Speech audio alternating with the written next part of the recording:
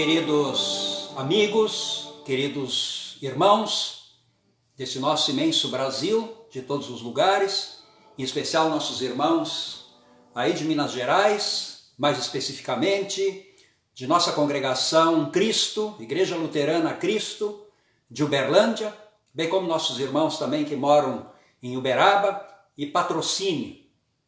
Nós queremos refletir sobre uma palavra bíblica que é o Salmo 146.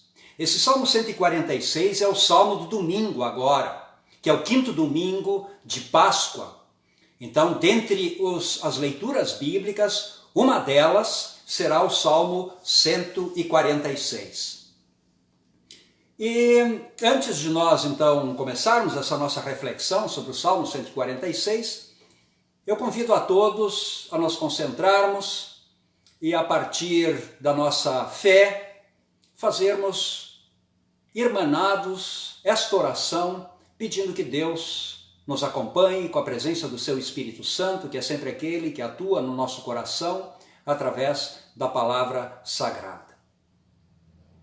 Bondoso Deus e Pai, nós, mesmo distantes, estamos irmanados pela mesma fé em torno de tua palavra sagrada.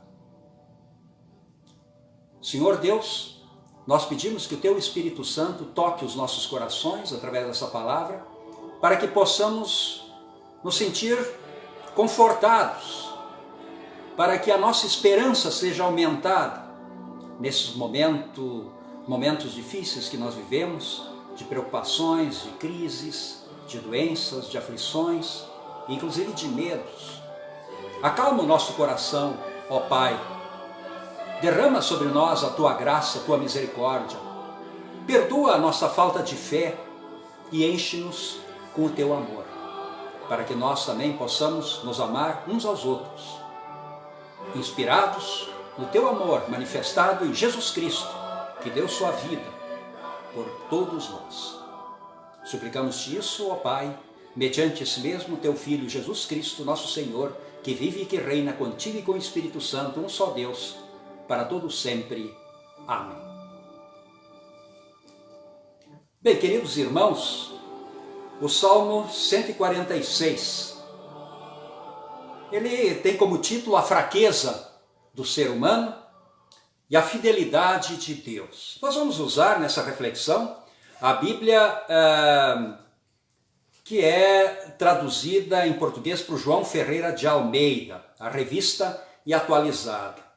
Já em outras ocasiões, eu coloquei a minha preferência por essa tradução por causa da beleza poética, digamos assim, além do conteúdo, evidentemente, que inclusive na outra versão fica até mais claro, bem melhor, bem mais bem explicado, mas aqui é inconfundível essa tradução por causa da sua beleza poética, por causa da musicalidade que nós encontramos na leitura dos salmos, que na verdade foram compostos também como hinos e foram também cantados.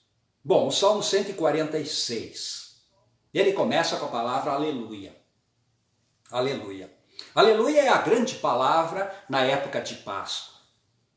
Inclusive, liturgicamente, naquele período que precede a Páscoa, que é a Quaresma, essa palavra, inclusive, ela desaparece da liturgia, a palavra aleluia.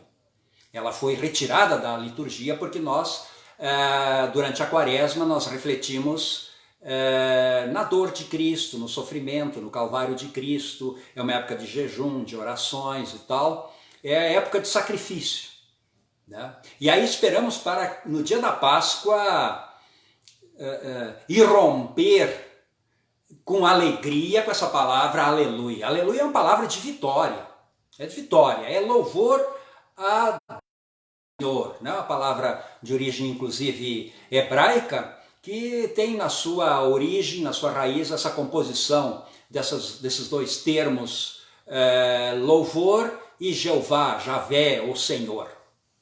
Então é um louvor a Deus, é um louvor pela vitória de Deus, no caso Filho Jesus Cristo, quando ele vence a morte e ressuscita, e garante para nós também a vitória e a ressurreição. né? E aí nós gritamos aleluia. Então essa palavra é uma palavra de ressurreição, é uma palavra de vitória, é uma palavra de louvor, é uma palavra de agradecimento. E o Salmo 146 começa então com essa palavra aleluia, por causa do significado de Deus na nossa vida. Deus na nossa vida não é um Deus de derrota, de sofrimento apenas. O sofrimento existe, mas o sofrimento é sempre redentor, o sofrimento sempre é a passagem, o sofrimento sempre é o meio através do qual Deus nos redimiu do nosso próprio sofrimento e da nossa própria morte e nos deu a vitória e a ressurreição em Jesus Cristo. Por isso cantamos também aleluia. Louva, ó minha alma, ao Senhor. Louva, ó minha alma, ao Senhor. O meu louvor a Deus, uma coisa que vem da alma. Não é uma coisa só da boca para fora.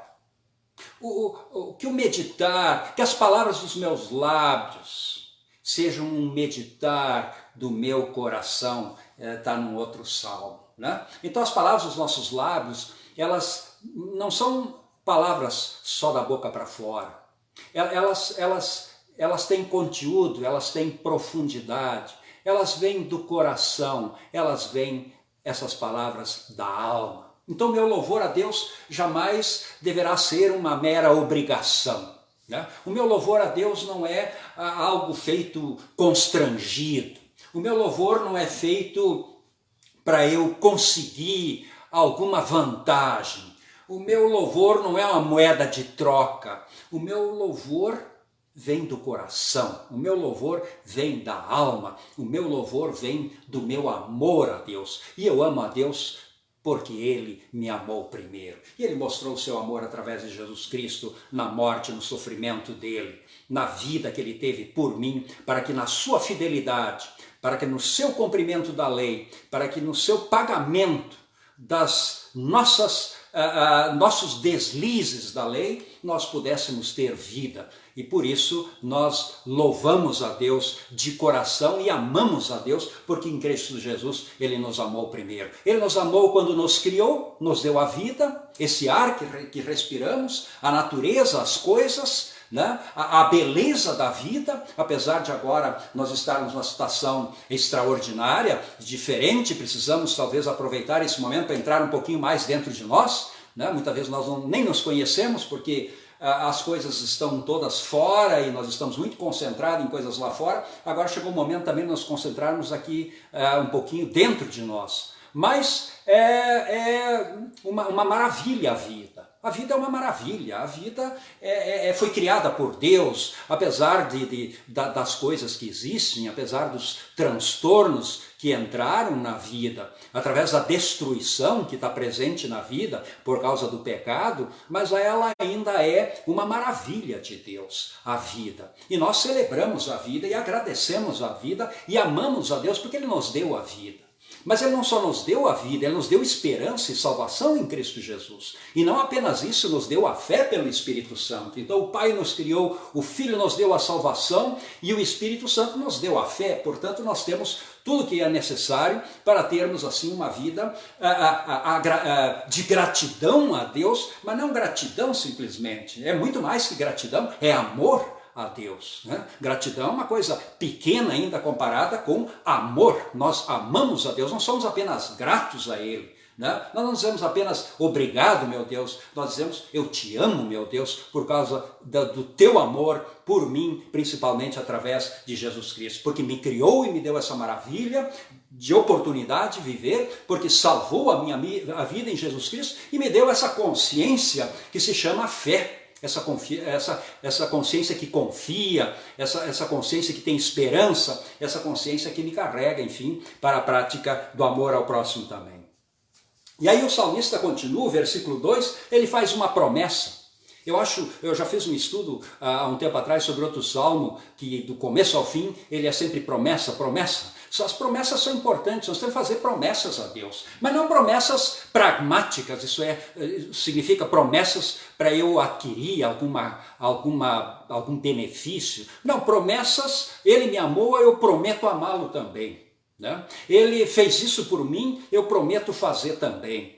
Ele me redimiu, ele me reconciliou com ele, eu prometo viver reconciliado com meus irmãos também. Eu prometo viver em amor aqui nesse mundo também com os outros, não só com Deus. Porque amor com Deus sem amor ao próximo é uma coisa absolutamente incompatível. Né? Nós amamos a Deus e com isso amamos o nosso semelhante e o próximo também.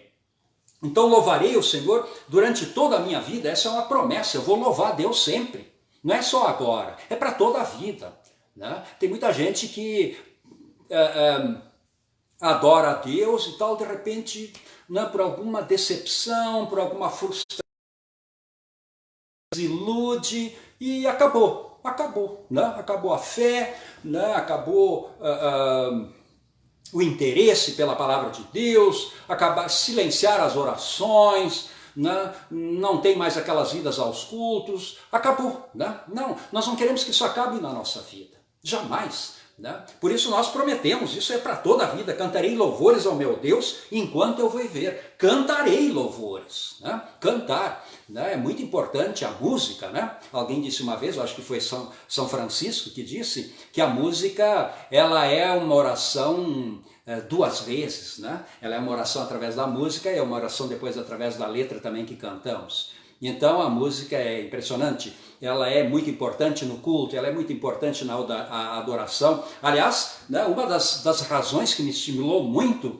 a eu ir até a comunidade de Uberlândia é depois que eu vi que em Uberlândia é uma cidade que valoriza muito a música, né? Valoriza muito a música.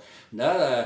Vários tipos de música, desde a música clássica até a música mais popular. Né? E isso se reflete na congregação Cristo de Uberlândia. Nós temos pessoas lá que adoram música, nós temos os jovens lá que tocam o seu violão, tocam piano, né? Tem amor, tem jovens que cantam no coral, né? Então tem pessoas que cantam no coral, desde jovens até pessoas de mais idade. Então a música é fundamental e ela é uma coisa muito bacana, muito linda da nossa congregação. Né? Como em tantas outras igrejas também. A música é fundamental na liturgia, a música é fundamental no culto, a música é fundamental na adoração a Deus, a música é fundamental na nossa promessa. Eu louvarei e cantarei louvores durante toda a minha vida. Aí, meus queridos irmãos aí de Uberlândia, particularmente os jovens, né? Vocês estão no começo da vida, mas é nesse momento que você já tem que pensar na vida toda e prometer, ó, a minha música,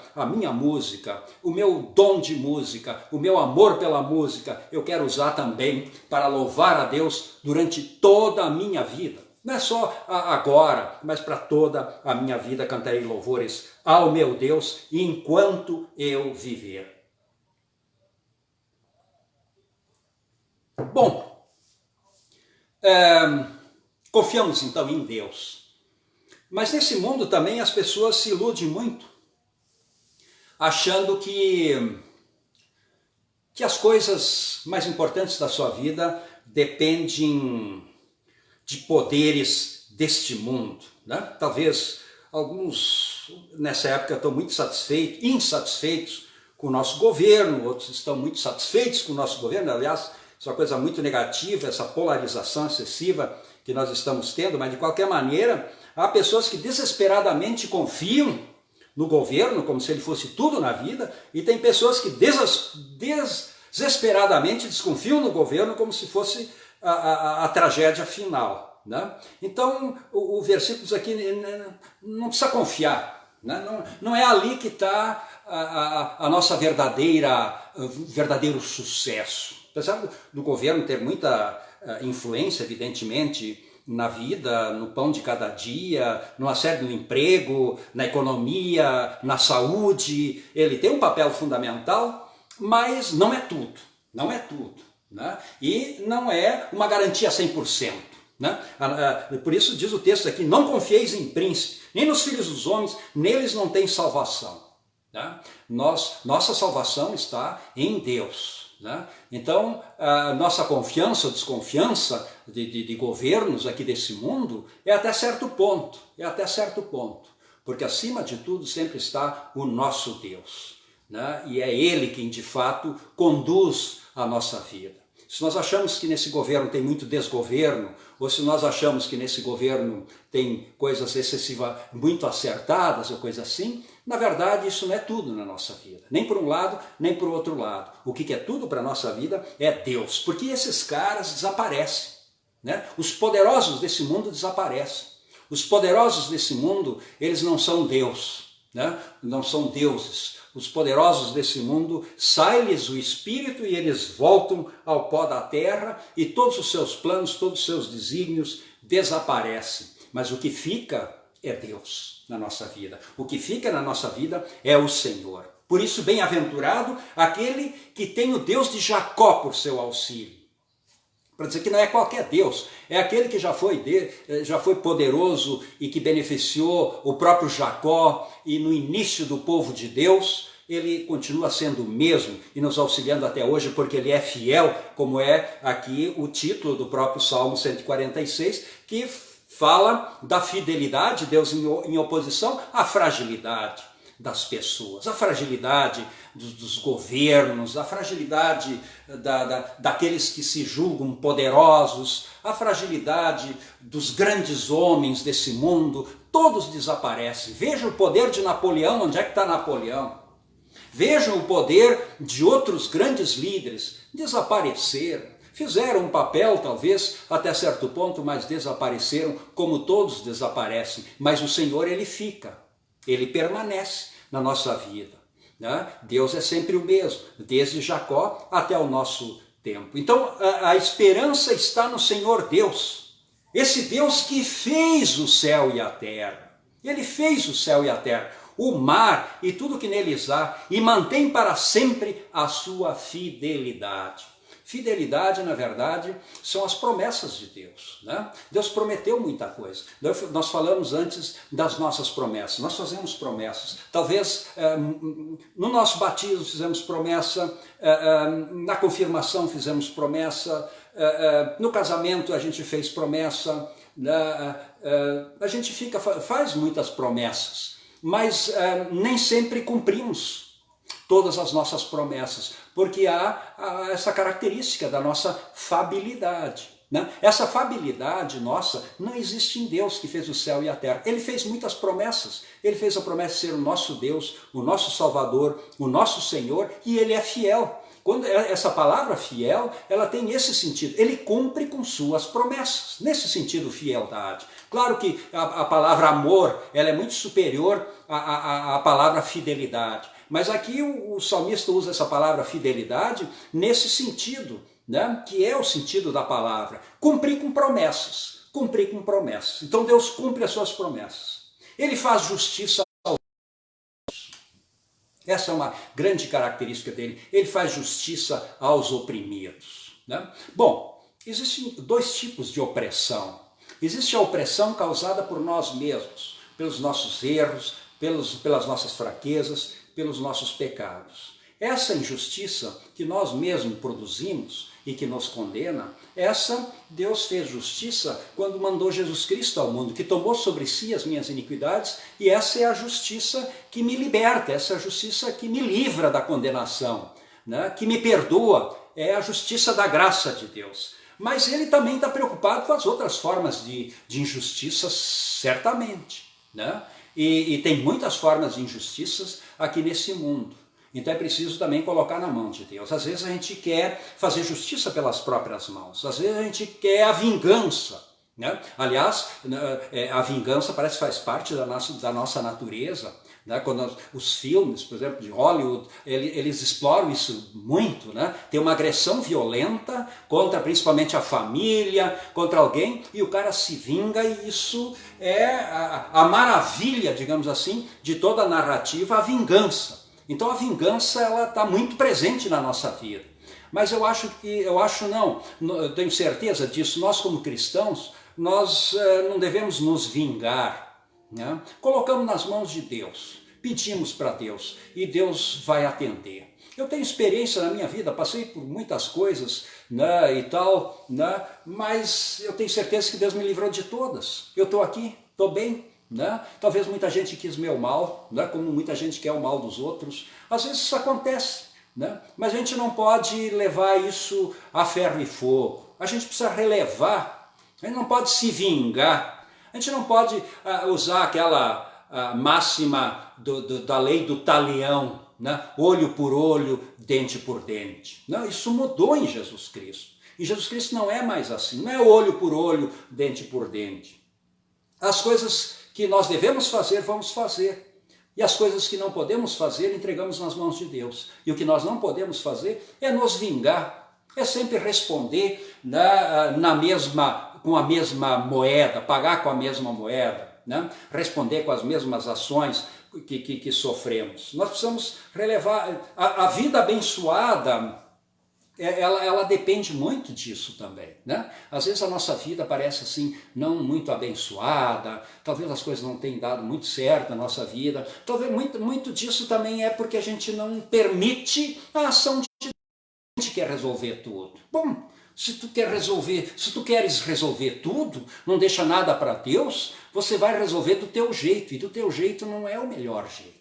Então nós não queremos resolver tudo na nossa vida. Algumas coisas não podemos resolver, principalmente quando se trata de vingança, né? Isso nós queremos botar na mão de Deus. Não que Deus castigue, porque o próprio Jesus, quando foi crucificado, até para os agressores, ele pediu: Pai, perdoa-lhes porque não sabem o que fazem. Isso talvez seja a coisa mais difícil, né, no nosso desafio como cristão. Pedir para Deus até perdoar as pessoas que nos oprimem, que nos machucam, que nos perseguem.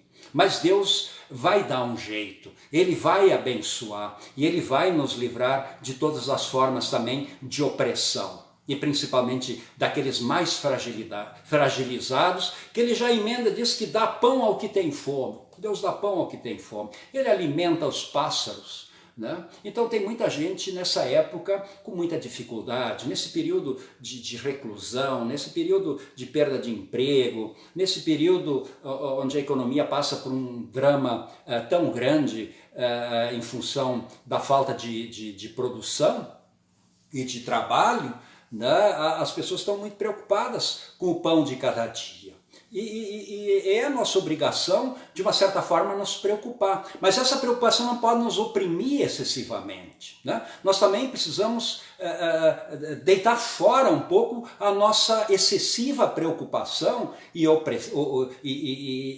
depressão em função disso, e lançar o nosso cuidado na mão de Deus e confiar que Ele tem um plano, né? Que Ele tem um plano na nossa vida, né? Não que eu vou me acomodar. Né? Também não é assim. Nós não vamos nos acomodar, né? Nós precisamos ter uma visão crítica das coisas, nós precisamos ter ânimo, nós precisamos lutar, nós precisamos ir atrás, mas à medida que nós formos atrás com fé em Deus, Ele vai nos abrir as portas, né? Porque Ele quer dar o pão àquele que tem fome e fazer justiça àquele que se sente oprimido, ou que está sendo oprimido, ou que foi oprimido. O Senhor liberta os encarcerados, né? Principalmente os encarcerados injustamente, né? Nem sempre a lei ela é muito justa, mas Deus dá liberdade, né? E às vezes, né, é uma liberdade também do coração, muitas vezes é uma liberdade também do interior, mas certamente Deus também está preocupado com aquele que tá preso. As pessoas às vezes demonizam aquele que está preso porque ele mereceu estar lá, porque é bandido, porque é sem vergonha, porque isso, aquilo. Mas, enfim, é um ser humano, né? É um ser humano. Aliás, a vida ela é absolutamente sagrada. A vida é sagrada, a vida nem nos pertence, nem a vida do bandido pertence a ele, ela pertence a Deus. Então, se eu tiro a vida dele, eu tirei uma vida que pertence a Deus. Evidentemente que isso não quer dizer que a gente não deva, evidentemente, em caso de se defender, né? Evidentemente, quando estamos ameaçados, nós procuramos nos defender, né? E às vezes até exageramos e aí provocamos conflitos e acabamos até levando a pior, né? Mas a vida, em princípio, nós precisamos ter clareza sobre isso, ela pertence a Deus. Se eu uso mal a minha vida, eu estou usando mal a vida que pertence a Deus. Se o ladrão, o bandido, o assassino está usando mal a vida dele, né, ele está usando mal não simplesmente a vida dele, a vida que pertence a Deus, né? Então nós temos uma responsabilidade com a vida. Então quem está preso não é alguém que tem que morrer preso. né? É alguém que, enfim, Deus também está preocupado com ele. Deus um dia quer uma nova vida para ele. Deus quer um novo futuro. Deus quer uma nova situação. Ele quer uma vida digna para todos, porque ele criou a vida e ele nos deu a vida. O Senhor abre os olhos aos cegos. Isso Jesus mostrou quando ele abriu os olhos aos cegos. Mas existem outros tipos de cegueira. Existe principalmente cegueira espiritual, onde a gente não enxerga as coisas, a gente é tomado pelo orgulho que nos cega, onde nós enxergamos só nós próprios e não percebemos o nosso semelhante, não percebemos o outro, não percebemos as necessidades, perdemos completamente aquele conceito importante da alteridade, da percepção do outro. Não percebemos isso na fila de supermercado, não percebemos isso na fila do transporte, não percebemos isso dentro do ônibus, né, quando passa uma pessoa mais de idade. Aliás, o avanço de uma sociedade, nossa sociedade ainda é muito atrasada, mas o avanço ele depende também de coisas muito simples, como com licença, por favor, né? Obrigado. Essas coisas, elas estão na base também do desenvolvimento da sociedade. Então nós temos tudo para que o nosso país desenvolva, porque nós temos a palavra de Deus, porque o nosso povo em geral é cristão, né? Ama a Deus, e porque ama a Deus não pode perder a percepção do outro, né? Não pode esquecer a importância do outro, porque se Deus nos amou, né, nós também precisamos nos amar uns aos outros. Então isso é fundamental nessa relação com Deus, a nossa relação com o nosso próximo. Então o Senhor abre os olhos aos cegos, que Ele sempre abra os nossos olhos quando nós estivermos cegos. O Senhor levanta os abatidos, né? Esse é um momento de muita gente abatida, as pessoas começam a entrar em depressão, as pessoas começam a não aguentar mais essa situação, alguns já saem para a rua mesmo não sendo conveniente sair, e estão se expondo, e muitas vezes expondo os outros também desnecessariamente. Tem aqueles que precisam sair, né, por causa dos trabalhos essenciais, mas tem outros não, mas porque perde a paciência, né, porque se sentem muito oprimidos e já próximos à depressão, por causa da situação de enclausuramento, de uma certa forma, com a qual não são acostumados e precisam viver. Então é preciso que Deus também nos levante o nosso ânimo. Não nos levante no sentido de a gente enfrentar, né, como alguns têm aquela fé meio demoníaca, eu diria inclusive. Né? Aquela fé demoníaca de Jesus, do demônio, quando Jesus levou, quando o demônio levou Jesus lá sobre o pináculo do templo e disse: ó, Jesus, pula daqui para baixo, porque está escrito na Bíblia que Deus vai te proteger, porque tu é um filho de Deus, não vai tropeçar em nenhuma pedra. Né? Então tem muito essa coisa demoníaca também, de a gente enfrentar desvairadamente o perigo. Né? De a gente, é muito de orgulho, isso não é fé, isso é orgulho, isso é arrogância, né?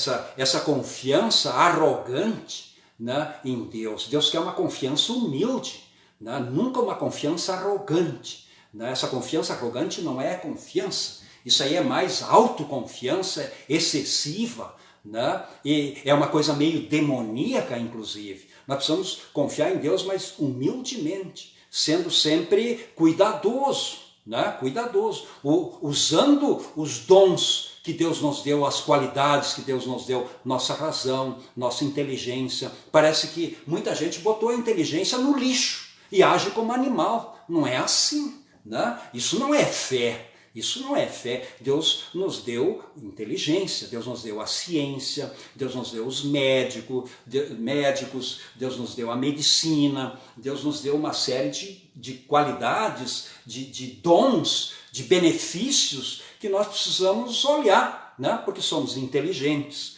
Então, Deus, nesse momento de depressão, né, que Deus nos levante, né? Porque o Senhor ama os justos. Quem são os justos? Ora, os justos são aquelas pessoas humildes, né? Que reconhecem seus pecados, e que foram justificados por Deus em Cristo Jesus. São justos agora, justos, né? Porque Deus os perdoou, o considerou justo, os recebe e os salva. O Senhor guarda o peregrino, ampara o órfão e a viúva, né? O peregrino é o viajante. O viajante às vezes se encontra perdido, não sabe para onde vai, não conhece a língua, não conhece pessoas, se sente muito só, mas ele tem Deus no seu lugar, né? O Senhor levanta o abatido, ama o justo, o Senhor guarda o peregrino e ampara o órfão e a viúva. Isso principalmente naquela época, nos termos bíblicos, tanto no Antigo Testamento quanto no Novo, né? As viúvas e os órfãos não tinha nenhum tipo de seguridade social para eles. Viviam à mercê da caridade alheia, né? E essa caridade alheia, principalmente em Israel, ela dificilmente falhava, né? Ela dificilmente falhava. Por quê? Porque Deus cuidava deles, né? Então veja o caso de Ruth, né? da sua sogra, né? Como foi conduzida a vida dela, né? Como Deus cuidou num momento de grande falta de perspectiva, né? Mas Deus, ele cuida, ele guarda, ampara o órfão e a viúva, mas transtorna o caminho dos ímpios, né? O Senhor reina para sempre, o teu Deus, ó Sião, reina de geração em geração.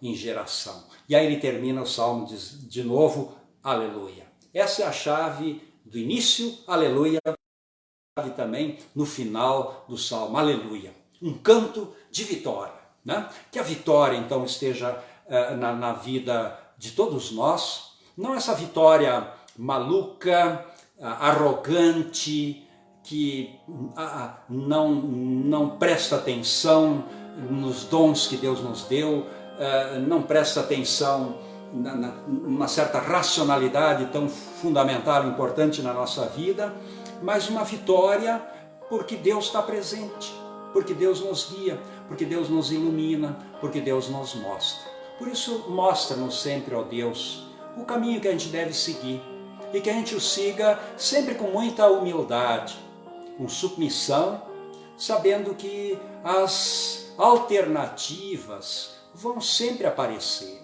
elas sempre aparecem, Deus as mostra, mas é preciso que Ele então abra os nossos olhos também, e Ele vai abrir, Ele vai nos levantar, nos dar ânimo e abrir os nossos olhos, para que a gente possa enxergar sempre alternativas novas e importantes para servir a Deus, servir o nosso próximo e encontrar, enfim, caminhos, alternativas para nós mesmos e para a nossa família. Que assim seja com todos vocês.